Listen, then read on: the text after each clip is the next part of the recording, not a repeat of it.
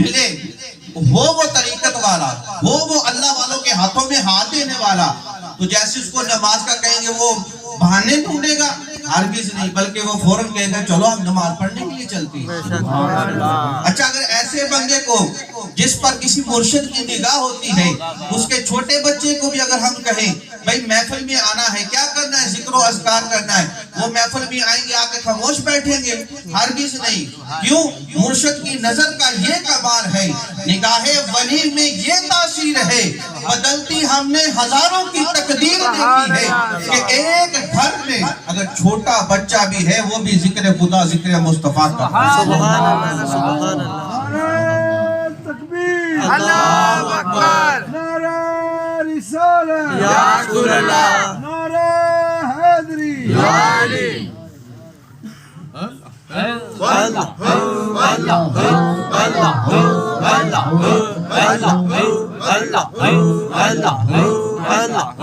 اللہ یہ ہے ایک مرشد کی نظر کا کمال، یہ ہے بیعت ہونے کا فائدہ۔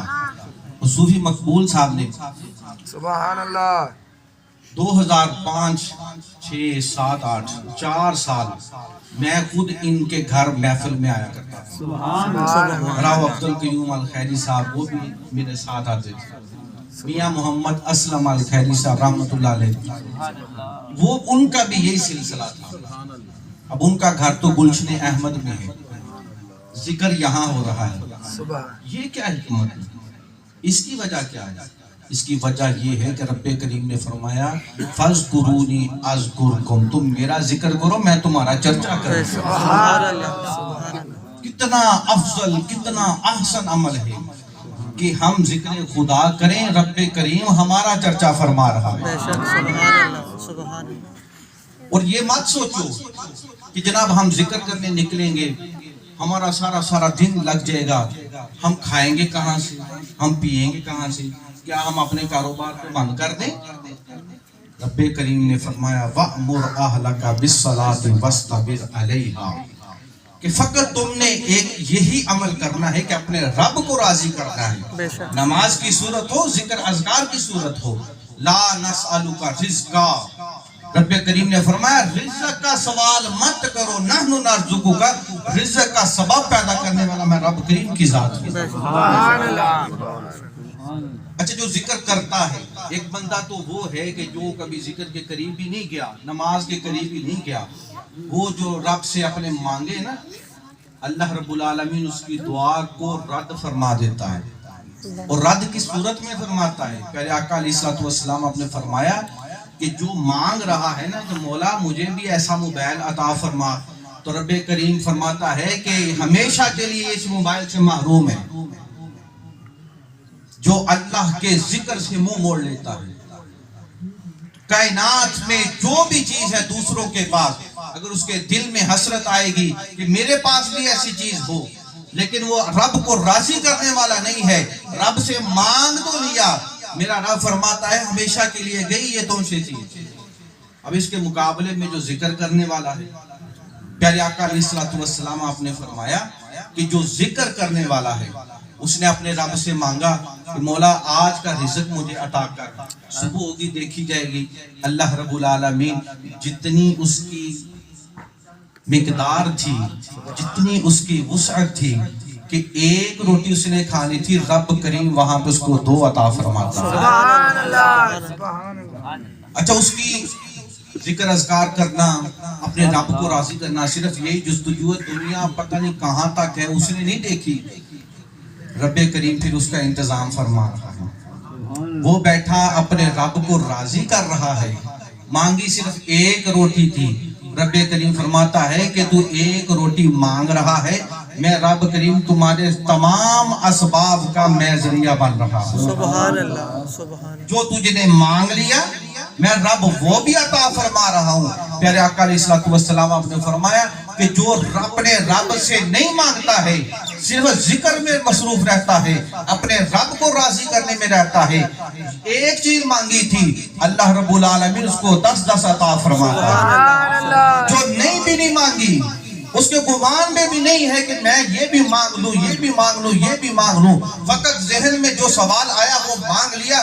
میرا مالک فرماتا ہے کہ یہ نہیں نہ مانگ رہا، میں رب کریم سب کچھ اس کو عطا فرمانے والا ہوں۔ سبحان اللہ۔ یہ ہے ذکر کرنے کا فائدہ، یہ ہے بیعت ہونے کا فائدہ، کہ جب ایک اللہ والے کی کامل نظر ایک انسان گناہ گار پہ پڑتی ہے، اس نظر کا کمال اتنا ہوتا ہے کہ اللہ رب العالمین اس کو بھی معاف فرما دیتا ہے۔ گناہ کیے ہیں سب معاف فرما دیے، نیک اعمال کر رہا ہے، اللہ رب العالمین اس پہ بلندیاں عطا فرما رہا ہے، اس کے درجات کو بلند کرتا جا رہا ہے۔ اب اگر انسان یہ سوچ کر کہ بھی میں ذکر بھی کرتا ہوں، مجھے پھر بھی یہ دولت نصیب نہیں ہو رہی، کھانا پینا میں تو بڑا تنگ ہوں، تو میں یہ اب کیا کروں؟ ایک طرف تو یہ ایسے فرمان ہیں، دوسری طرف یہ عمل ہے کہ میرے پاس تو کچھ بھی نہیں ہے، میں تو جی بڑا پریشان ہوں، میں ذکر بھی کرتا ہوں تو بڑا پریشان ہوں، میں ذکر کرتا ہوں میرا کاروبار تو تباہ ہوا ہے۔ یہ بندے تیری غلطی ہے، تو اس طریقے کا ذکر نہیں کر رہا۔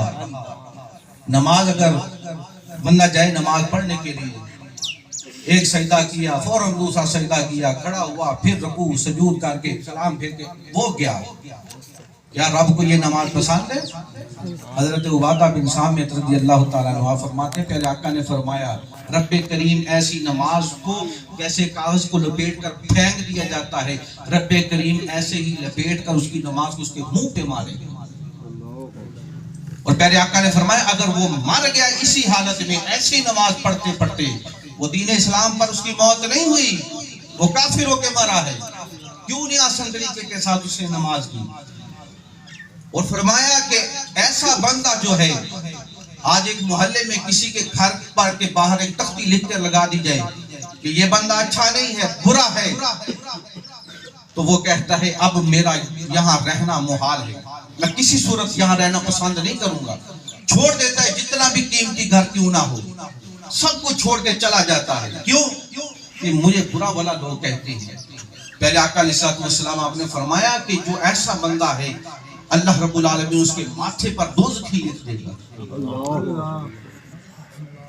کیا ہم یہ چاہتے ہیں کہ اللہ رب العالمین نے ہمیں اتنا بڑا منصب، ہمیں اتنا بڑا مقام، اتنی عظمت والا ہمیں بنا، لقد خلقنا الانسان فی احسن تقویم، اتنا آسن بنا کر بھیجا، اور ہم اپنے آپ کو جناب والا ماتھے پر جہنمی لکھ کر جائیں؟ ہرگز ایسا نہیں ہے، بلکہ اللہ رب العالمین نے حکم دیا ہے کہ نماز کو آسان طریقے کے ساتھ ادا کرو، خشوع و خضوع کے ساتھ۔ اسی طرح جب ہمیں ذکر کی محفل میسر ہو تو پھر ذکر بھی ہمیں خشوع و خضوع کے ساتھ کرنا چاہیے، ہمیں پتہ ہو ہم کس رب کا ذکر کر رہے ہیں۔ قرآن فرما رہا ہے یا ایھا الذین آمنوا استعینوا بالصبر والصلاۃ، کہ اگر تم مدد طلب کرنا چاہتے ہو اپنے رب سے، نماز پڑھتے ہو، ذکر اذکار کرتے ہو، لیکن کچھ حاصل نہیں ہو رہا، تو اپنے رب کی بارگاہ کی طرف رجوع کرو، وہ رب تمہیں سب کچھ عطا فرمائے گا۔ شرط یہ ہے کہ آسان طریقے کے ساتھ جو بھی عمل کرنا ہے، آسان طریقے کے ساتھ، اچھے طریقے کے ساتھ۔ یہ نہیں کہ اس نے محفل پہ بلایا تھا، ختم پاک کے لیے بلایا تھا، میں نے جانا ہے صرف دکھانے کے لیے نہیں، کچھ حاصل کرنے کے لیے۔ اپنے دل پر جو اندھیرا چھایا ہوا ہے، جو زنگ لگا ہوا ہے، اس کو دور کرنا ہے۔ طریقہ کیا ہے؟